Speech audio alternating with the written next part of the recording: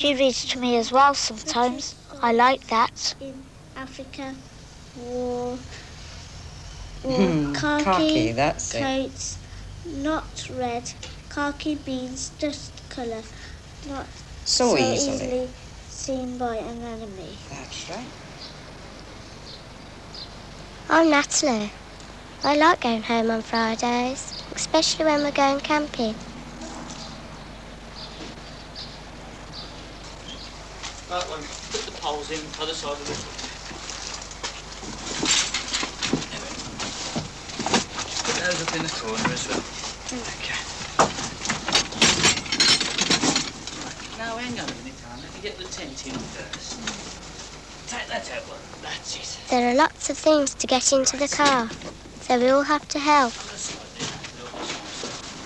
Right, up in the corner one.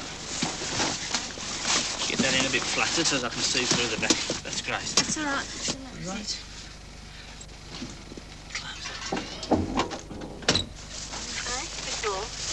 Lift it up. We all have our jobs to do when we're pitching the tent. Dad says that we have to do it properly because it's our home for the weekend.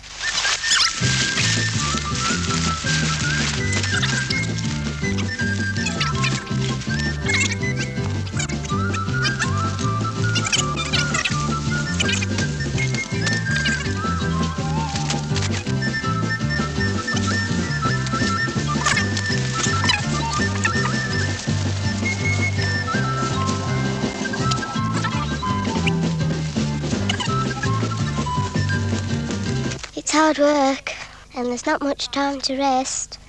It's worth it, though.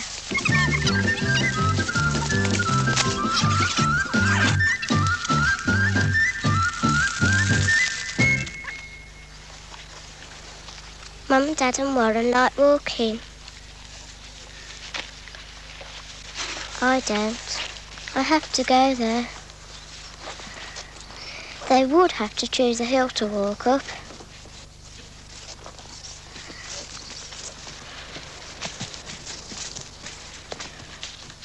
We seem to take everything with us when we go camping. No, you've got the matches. No, you said you were getting the matches. No, you. What's your... Can I sleep outside? No chance. I've got me life. If Dad thinks that we've forgotten something, he gets a bit grumpy.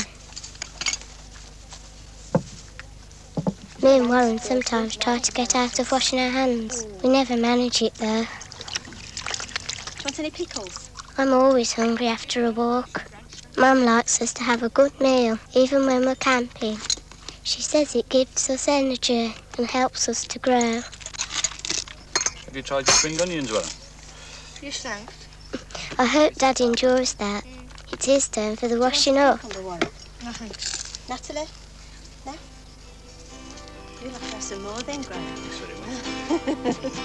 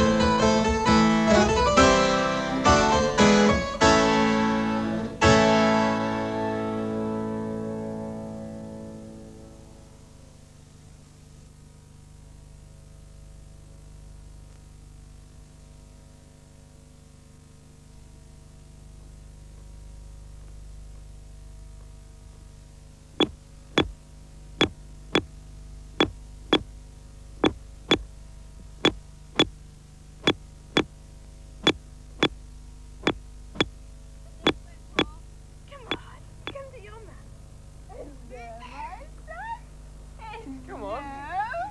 Come on, you smashing. You're doing that ever so much. This is the first of 4 films about starting a family. Paul's trolley, you coming for a walk? We'll look at what happens when the couple decide to have a baby and what both mother and father need to do during the pregnancy. You all know how conception, starting a baby, occurs. Here are a woman's reproductive organs, the uterus or womb, the ovaries, and the oviducts, the fallopian tubes. Every month, an egg, actually about the size of a speck of dust, is released from one of the ovaries and passes slowly down the oviduct. If she has sexual intercourse at this time without using any contraceptive, conception may occur. Semen is ejaculated into the vagina. This contains millions of the man's tiny reproductive cells, the spermatozoa. They're like minute tadpoles. You can see them here as they swim in and out of focus. They're only about 0.06 of a millimeter long. Some make their way into the uterus and then into the oviducts. They cluster around the egg and soften it up so that just one individual sperm may penetrate and fertilize it. A baby's now started with characteristics from both the mother and the father. The fertilized egg starts to divide, becoming a clump of living cells. This clump passes down the oviduct into the womb. It implants itself in the lining of the womb, which becomes thickened every month, ready for this. The woman now stops having periods. The wall of the uterus doesn't peel away once the cells have become implanted. Here's the clump just about to implant in the wall of the womb. And here it's actually implanting. It's much smaller than we showed in the diagrams, about 1/4 of a millimeter across. This will develop into a human baby. This is the embryo, the developing baby. After about 4.5 weeks, you can see the limbs just forming and the head. 6 weeks, the embryo is inside a thin sac full of fluid. Nearly 7 weeks, the baby's developing and growing. Another important organ is also developing, the placenta, without which the baby couldn't survive. We'll talk about that later. For now, let's concentrate on the baby. At 7 weeks, it's still only about 2 centimeters long. Watch how it continues to grow as the weeks of pregnancy go by.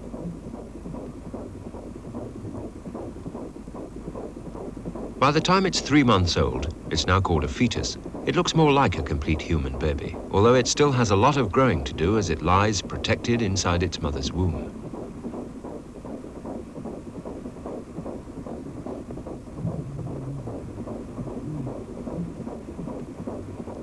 By now, the mother can feel her baby moving inside her.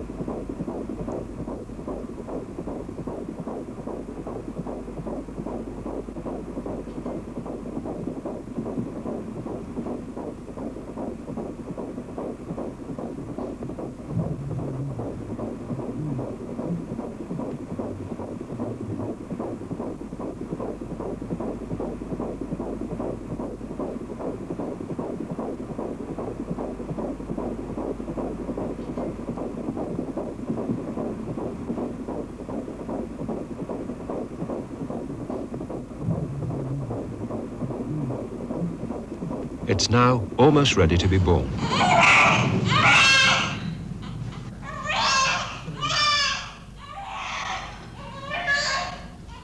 From a fraction of a millimeter to about 50 centimeters in just 9 months.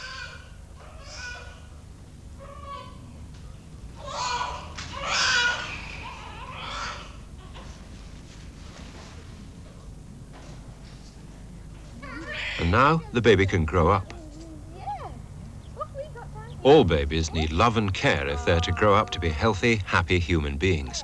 And the care must start early, as soon as the mother finds she's pregnant. Listen to this family doctor. As soon as a woman realises that she's or thinks she may be pregnant, she should go along to her general practitioner, who will try and confirm the pregnancy. If he does confirm the pregnancy, then there are several courses open to the pregnant woman. She must obviously be looked after medically during the pregnancy, and this can be done either by her general practitioner on his own or by the hospital, where she can be referred by the general practitioner, who can also look after her on their own, or it can be a shared situation between the general practitioner and the hospital. If the woman is pregnant for the first time, then it's very sensible to have the baby in hospital and to be looked after completely by the hospital.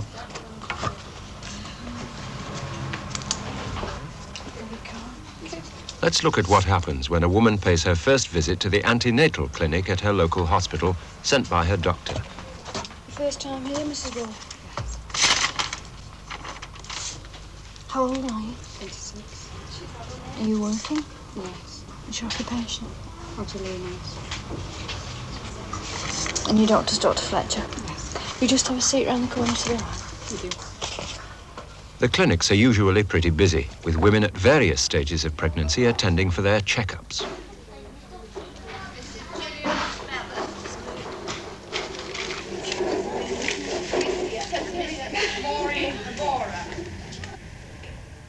On the first visit, there are many questions to answer. A few questions about your past medical history.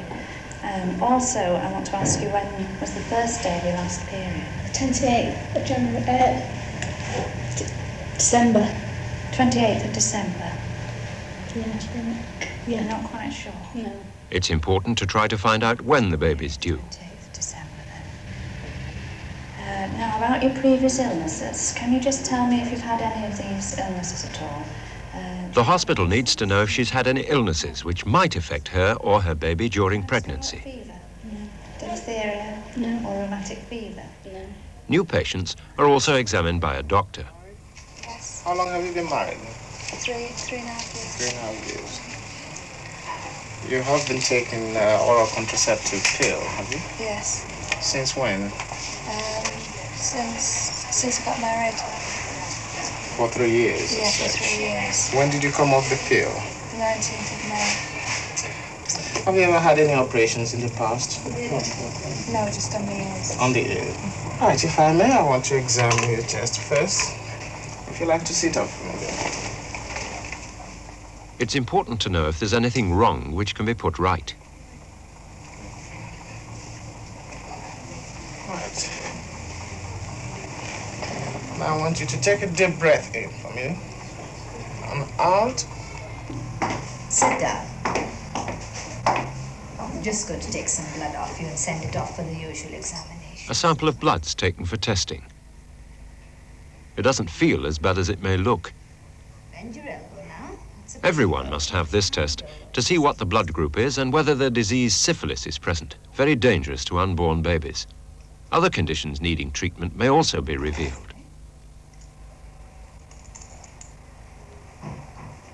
That's it. Right. Thanks a lot, Vet. You can go back to Sister. Take this with you. Lovely. A sample of the mother's urine is also taken and tested. If this contains sugar, for example, it means she's diabetic, a condition which can harm both mother and baby if it isn't dealt with at an early stage. Regular checks are important. After each visit to the clinic, the mother books her next appointment. It's essential that every mother should attend regularly and get proper antenatal care. Here's a consultant obstetrician, a specialist. We like our patients to attend antenatal clinics as and when we ask them to. There are a great number of reasons for this. Probably some are more important than others, and I think a few that are worth mentioning. Diet is one. A baby has to grow, it has to be nourished, it gains all this from its mother, and she in her turn has to get it from the food which she eats. If she has a correctly balanced diet containing the essential minerals and vitamins and protein, then the baby will benefit from this. The unborn baby gets its food and its oxygen from its mother through a vital organ called the placenta, or afterbirth. This has a complicated structure, but the principle on which it works is very simple. It's a sort of filter, letting things pass from the mother's bloodstream to the baby's without the two bloodstreams actually mixing. Food and oxygen carried in the mother's blood, on the left there, pass through to the baby's blood and are carried along the umbilical cord to the baby. This cord's a sort of tube connecting the baby to the placenta. In the womb, the baby can neither feed nor breathe through its mouth or nose. The cord is its lifeline. The baby's waste products are passed back across the placenta to the mother's blood. and she excretes them through her own lungs and kidneys.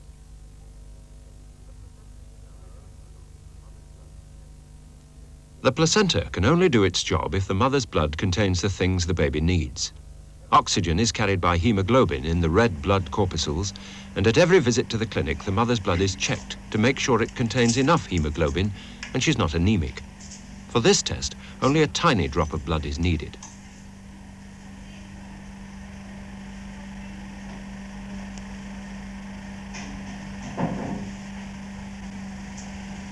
If the blood count's down, as sometimes happens during pregnancy, she can easily be treated. Iron tablets may well be enough to make sure her baby gets all the oxygen it needs. In the womb, the fetus needs food so that it can develop and grow. For example, its bones require calcium. The dark parts show where calcium's been deposited to harden the bones. As the baby grows, more and more calcium is laid down, starting from the middle of the bone and extending outwards each way. The hands, the bones of the skull still very soft at the center there, the legs. As growth proceeds, more and more extensive dark patches show where hard bone has been formed.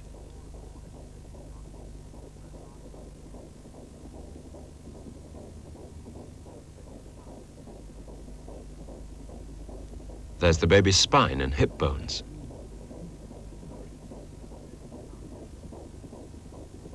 The rib cage.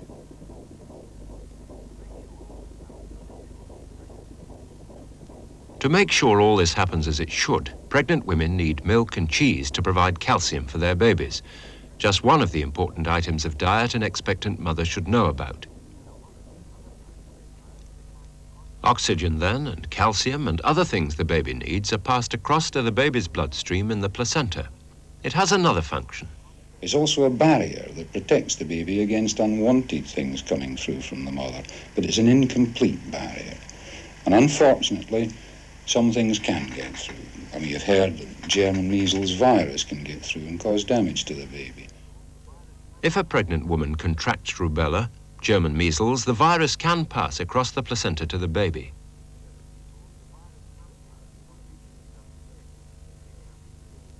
This means that the fetus becomes infected and it can be severely damaged.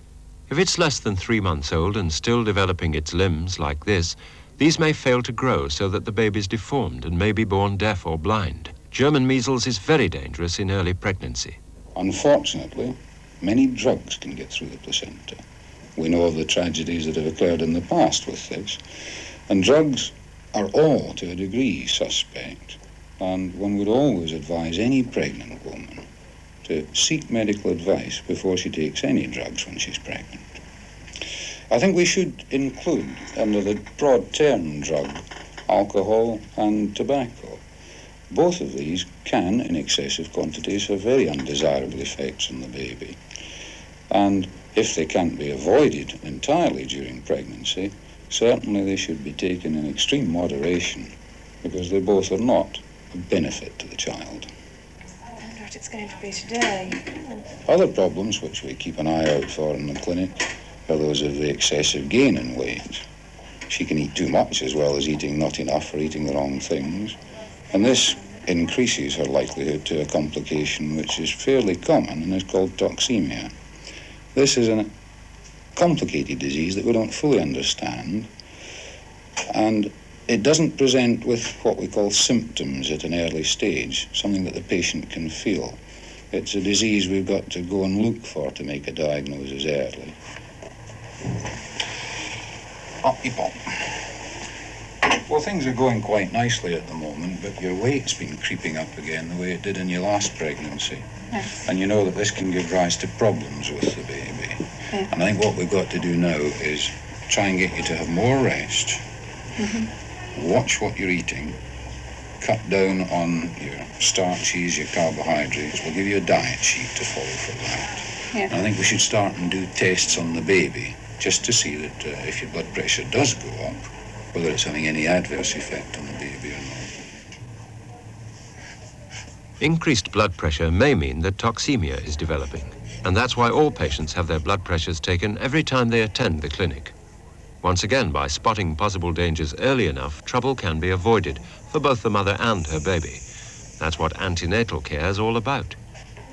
In addition, we have all the mechanical situation of labour to be anticipated during the antenatal visits to the clinic.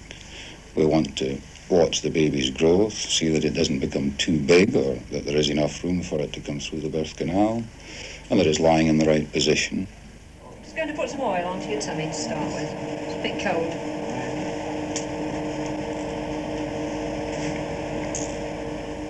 This woman's having what's called a scan to find out just how big her baby is and how it's lying in the womb. A useful procedure that's less dangerous for the baby than using x-rays when the doctors need more information on how things are going. This is just going to run up and down your tummy. This probe sends ultrasonic waves down into the womb and picks up the pattern of the returning reflected waves, like the sonar used to detect submarines under the sea. I think it's probably not as far as you think by your dates, which means you might come on the very last date that you can. Complex electronics turn the echoes into a picture on the screen. It's a picture of your baby's head now on the screen. Yes.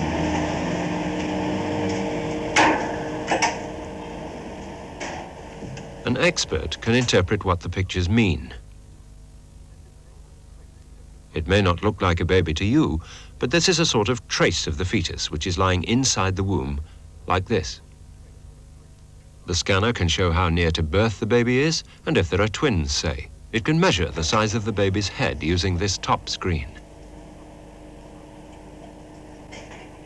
So these are some of the things that happen at an antenatal clinic. It's important for every pregnant woman to get proper antenatal care, but what is it actually like going to the clinic regularly when you're pregnant? Some enjoy it, others have their grumbles. I think once you've been once, you know that you're going to have either a finger prick or you're weighed every week, and it's a routine, and you sort of shuttle from one place to the other, and you come out at the end of it in one piece. And I found nobody was treated brusquely, which I was surprised about because you do hear such bad stories about the way pregnant women are treated. But it was good, and they did take trouble to explain things. I think it is rather time-consuming, but I think as long as you're prepared for this and recognise that it isn't just geared to you as an individual, there's a lot of other women coming to the clinic, and obviously the doctors have more to do than simply to see the people in the clinic. Then you accept, the conditions that are here. But to find it's not a nuisance or unpleasant in any way. To find out anything you had to ask, nobody told anything unless you asked the questions, and I disliked that particularly when they started sending me for scans, which was supposedly they did for everybody. But, they didn't really fill you in on what was the background of it and what they were finding out, unless, again, you made a point of asking. It breaks the monotony to come to the clinic, and I rather enjoy it. And it's reassuring as well, because you know that everything's all right. Not having had a baby before, it's worrying. You think nobody's ever had one before, and then you come to the clinic and, everything's fine, and you feel most reassured, like coming.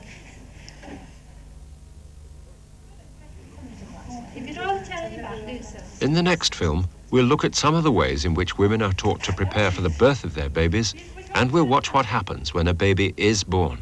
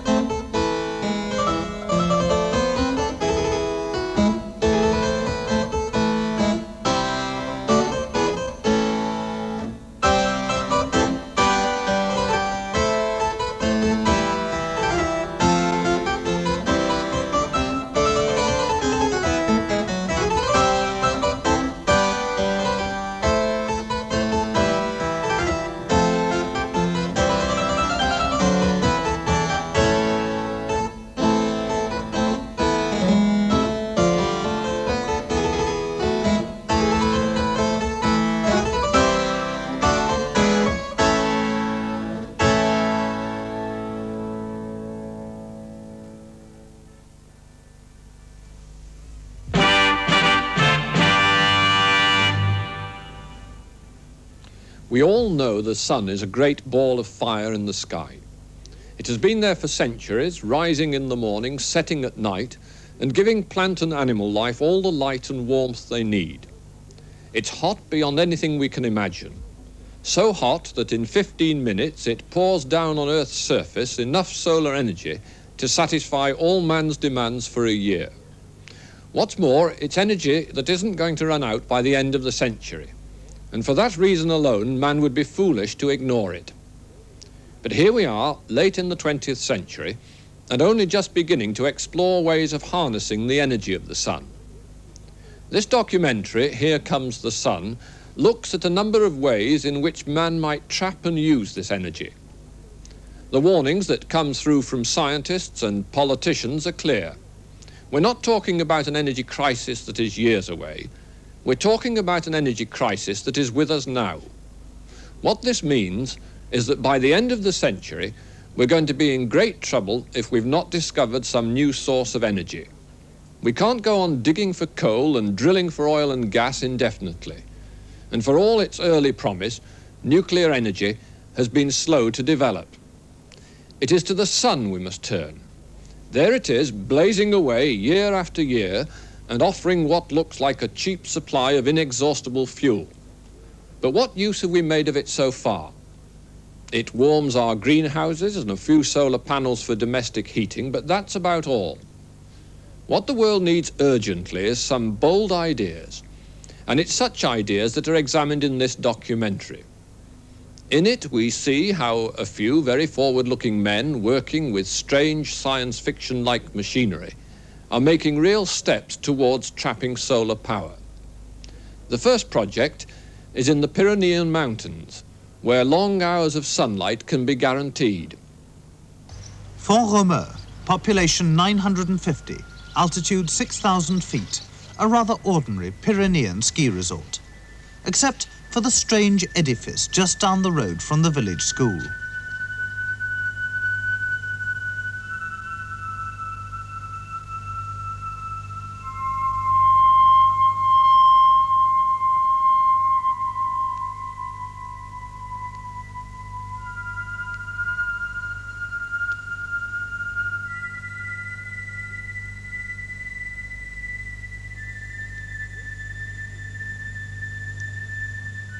This is a solar laboratory where everything's done by mirrors. Here the energy of the sun is turned to advantage in the most powerful way yet devised by man. The results are dramatic.